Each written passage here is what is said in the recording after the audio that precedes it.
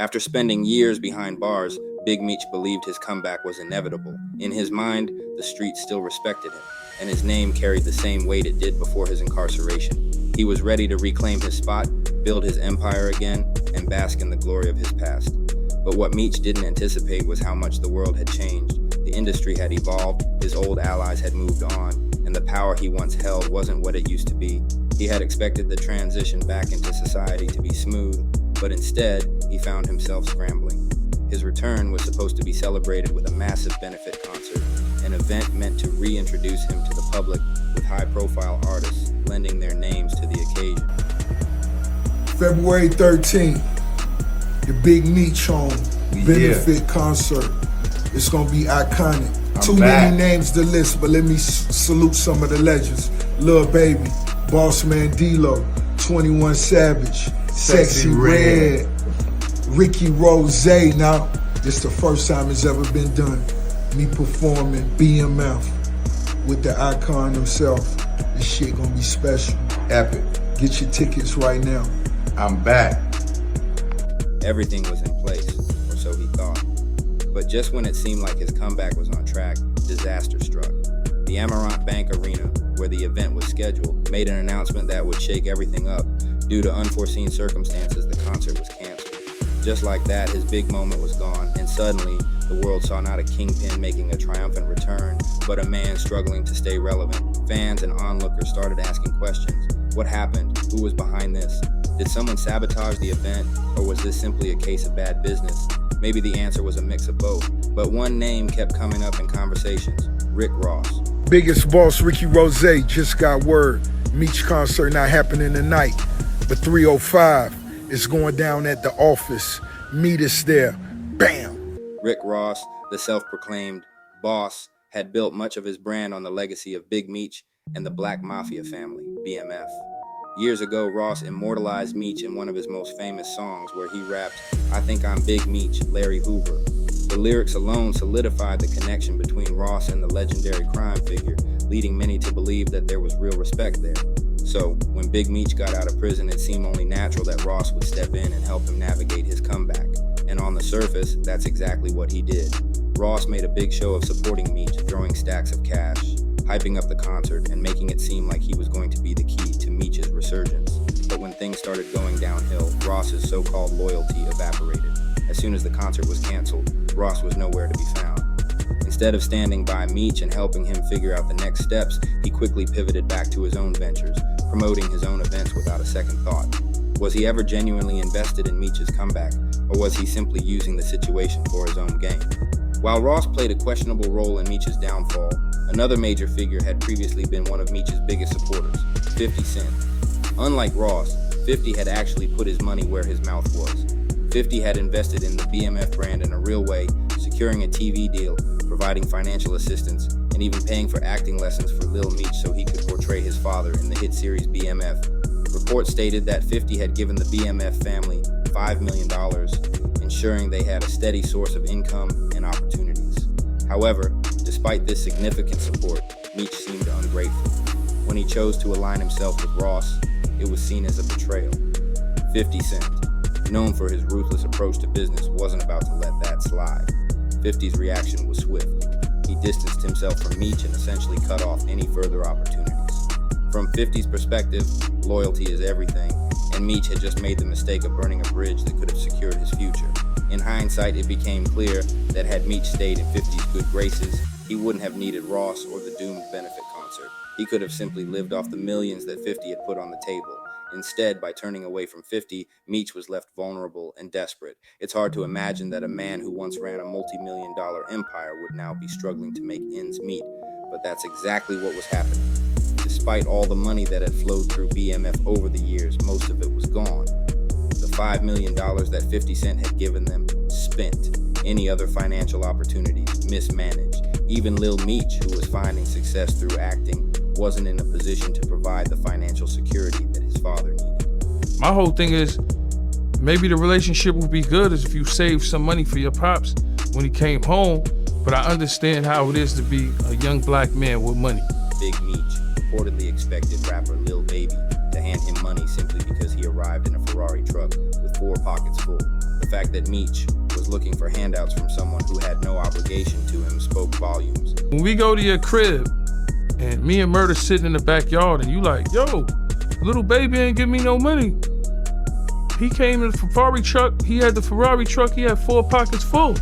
I'm looking at this nigga like, yo, this nigga tripping. Meech's financial instability made him an easy target for someone like Ross, who could dangle the promise of wealth in front of him. It also highlighted a harsh reality. Meech was no longer the feared and respected figure he once was. Instead, he was a man struggling to stay afloat in a world that had moved on without him. With no money and no solid backup plan, Meech had placed all his hopes on the benefit concert. The event was supposed to be his chance to rebuild. After the event was canceled, rumors quickly spread. Did 50 Cent have something to do with it? Was there pressure from industry figures who wanted nothing to do with Meech? Was it just poor planning? While no one knows for sure, one thing was undeniable. This was a devastating blow. Without the concert, there was no major payday, no momentum, and no future business opportunities on the horizon. This was the moment when it became clear that Meech's comeback was falling apart. It wasn't just a minor setback, it was a complete failure. After the concert cancellation, one person who wasted no time reacting was 50 Cent. In true 50 fashion, he took to social media to mock the situation. Posting a sarcastic message alongside a news screenshot of the event's cancellation, he wrote, "I had nothing to do with this. Please stop calling my phone. I sincerely hope you have a nice day today."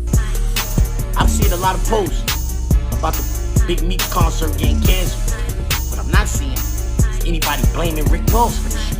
Nobody is saying, yo, Rick Ross is your fault. So I'ma do it. Yo, Rick Ross, this shit is your fault.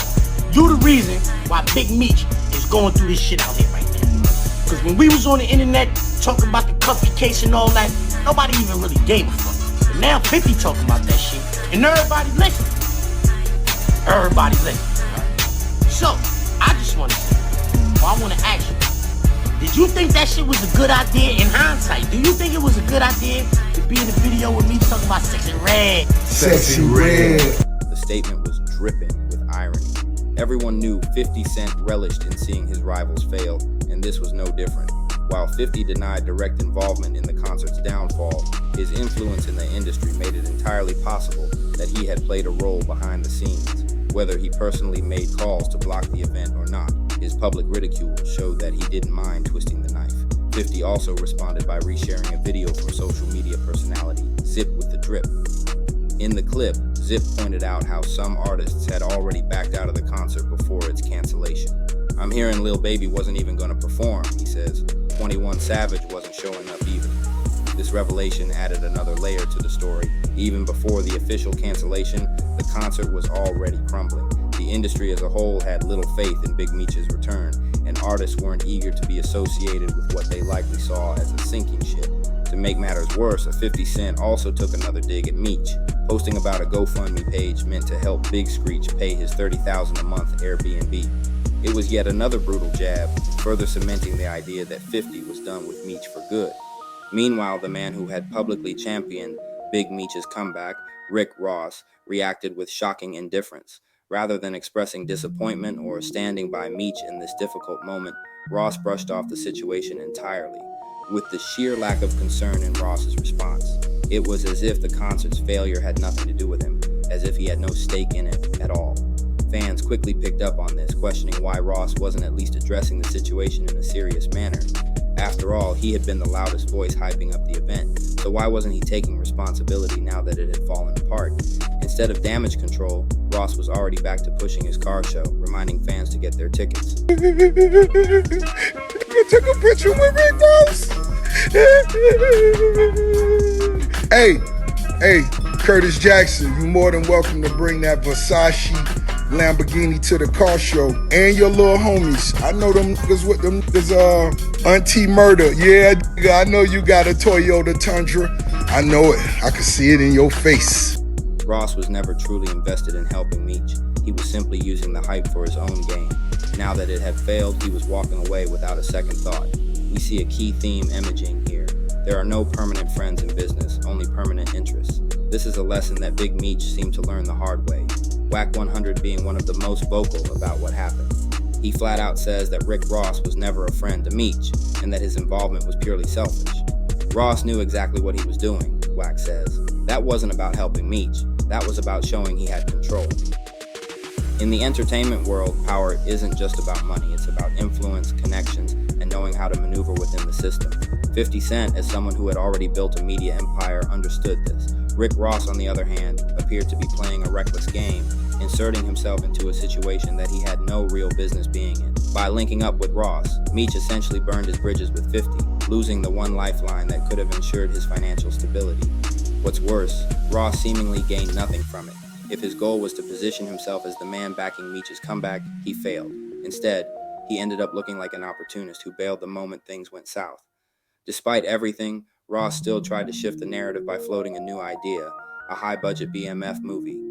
Ross took to Instagram to gauge fan interest, writing, "I want to do a real BMF movie, theaters only. Which director, Antoine Fuqua or Quentin Tarantino?"